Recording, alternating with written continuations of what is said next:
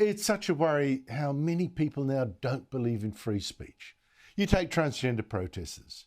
They seem to think it's their right to shout people down, shout women down who think that women deserve their own toilets, for instance, or their own sports events. And the latest example of that was just today when transgender protesters gathered outside the New South Wales Parliament, where some women were holding a forum titled "Why Can't Women Talk About Sex?" And this forum was starring people like lawyer Catherine Deves and Giggle podcaster Sal Grover and binary spokeswoman Kirralie Smith, Liberal MP Tanya Davies, One Nation MP Tanya Mihalich, and several academics as well. In fact, some of the protesters then burst into the meeting to shout it down.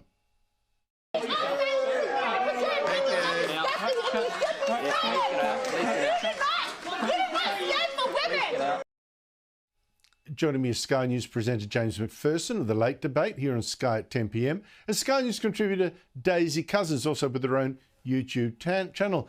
Daisy, the transgender movement says, well, they're shutting down people who cause harm. That's their excuse.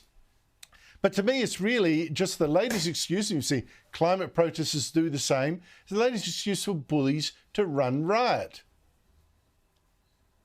Well, absolutely. It's been their excuse for a while, really, isn't it, Andrew? They're trying to, stop harm, stop people causing harm, but they're very, very loose, aren't they, with what harm they're claiming to stop. I mean, what harm are these wonderful women doing here having this event? They're certainly not causing anyone any physical harm, What you'll get then is trans activists probably screaming, oh, well, X amount of trans women are killed per year. That's very, very terrible, but they won't draw a direct link in any way, shape or form with this particular event. So what's the harm, Andrew? Well, I'll tell you what the harm is. The harm that's being caused is to these activists' feelings, because the bottom line is that in the cold, harsh light of day, the minute you start talking about biological sex and highlighting the differences, the just genetic differences between males and females, the entire radical gender argument that somehow males and females and men and women are the same and therefore you can have males compete against females in sports just falls flat on its face. It is an untenable, unsustainable argument, Andrew, and these activists know it, which is why they act out like this.